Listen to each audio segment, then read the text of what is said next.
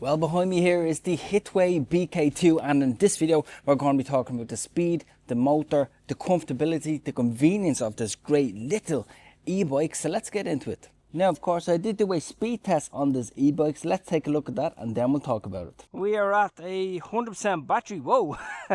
So immediately, as soon as you start actually pedaling on this, the bike just takes off. Actually quite nice, to be honest.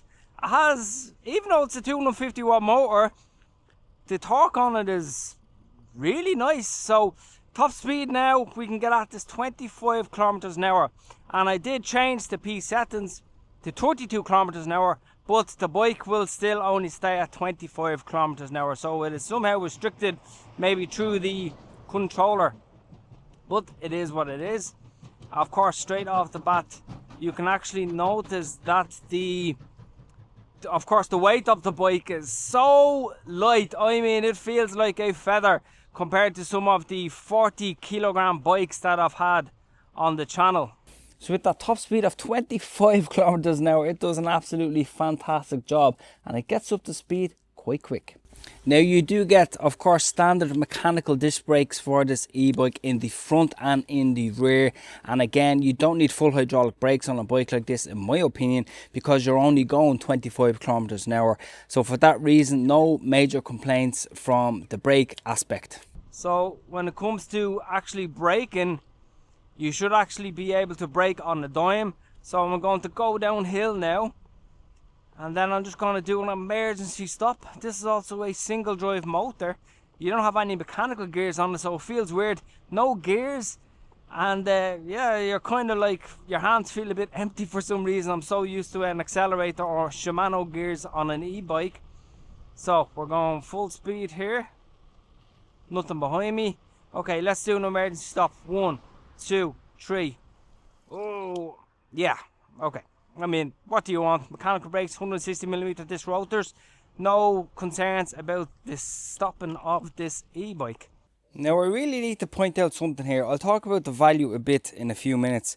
But on this e-bike, you have front suspension, and you actually have, basically, I would call it midpoint suspension on this bike. And for that reason, it does absolutely a really good job going over bumpy surfaces. So again, it is another box that is ticked by Hitway. And of course, there is travel there. And surprisingly enough, it's actually quite difficult to bottom out. Let me give you a closer look. So if you take a look there, on some e-bikes, this is actually shorter, so the travel space is a bit easier to bottom out the e-bike. But on this, even with my weight, and I weigh, with all my camera equipment, 85 kilograms, and I'm putting a lot of force on this e-bike, it's very hard to do. And again, you have that rear suspension there. Of course, there's not a lot of travel, but it's better than nothing. And again, another box is ticked. Of course, you can't go off-road with something like this, but it's quiet. Nice and quiet, decent suspension will get you the job done. 16-inch pneumatic tires on this. Handlebars height extendable, saddle height extendable.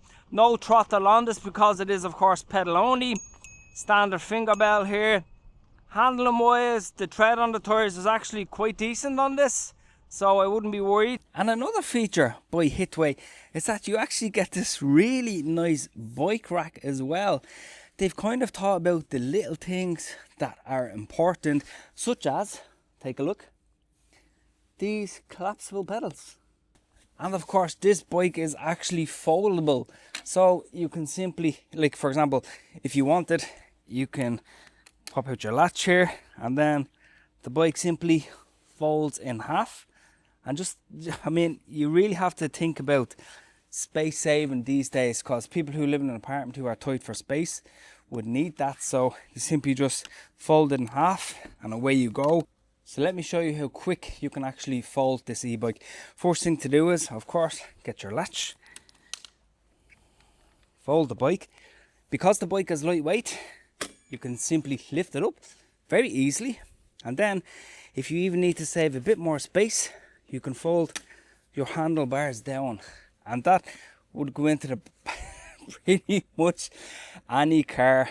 And again, lightweight, so not a lot of issues there. And one neat thing as well is that this saddle actually has a grab handle, so when you're folding the bike back up, there you go, and that's it. So let me give you a closer look at the bike. Very simplistic up here, nothing complicated. You simply hold down your on button. Very nice display, gives you your percentage, it gives you how fast you're going, and then to change your gears, put that all the way up to 5 to get the maximum speed possible. Standard bell. Grips, very hard to the touch, so if you wanted you could swap them out. Again, coming around, you have your mechanical brakes here. Cable management is quite neat, so again, nothing really to complain about. You of course get mud guards, plus you get a front LED and you get a rear brake light as well. And take another look at this, no maintenance, no gears. You have basically just single drive, and because you have that motor there to assist you, you don't need to play around with anything, you don't need to adjust anything. So again, another plus. Saddle is adjustable, so again, anybody pretty much up to around 6 foot, maybe 6'2", 6'3", would find this bike excellent. And of course the handlebars are also height adjustable, so yet another box is ticked. You of course have these really nice pneumatic tires, very nice side tread, and another thought they put into it, take a look at this reflective strip going right around the bike. Again, another safety feature. Charging port is right here, and the frame of this, very nice feel, really cool color. And just for reference, if you want to know, I'll just show you on camera if I can how high that saddle actually goes. So let me just put that right up here. So that's about max there. And then again, the handlebars go really high, so that's kind of fully extended there. To be honest, that is gigantic, so again, it suits anybody. So it feels, because it's a single drive bike, it feels so strange. It feels like I'm just ghost pedaling constantly, which is kind of weird. Like I'm on gear 5 here, so if I put this onto gear 3, am I still ghost pedaling? With gear 3, yes, you are still, it feels like you are still ghost pedaling. Gear 1, okay, gear 1, no ghost pedaling. Gear 2, bit more speed, tiny bit of ghost pedaling. Gear 3, yes, ghost pedaling. Gear 4 and 5, ghost pedaling. So it feels a bit strange, to be honest. It feels like you're not doing much, but you have to pedal to actually move this bike because there is no throttle on it.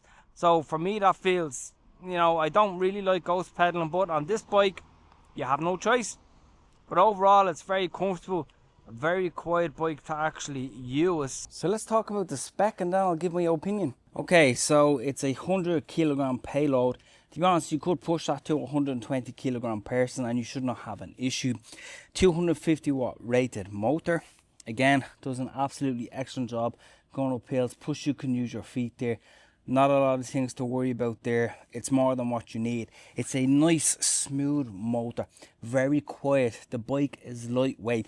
These are all pluses that you don't get with big huge e-bikes. The mileage stated is actually 35 to 70 kilometers. So of course that would be, let's say 70 kilometers would be on the lower end with a bit of a lighter rider of around 70 kilograms.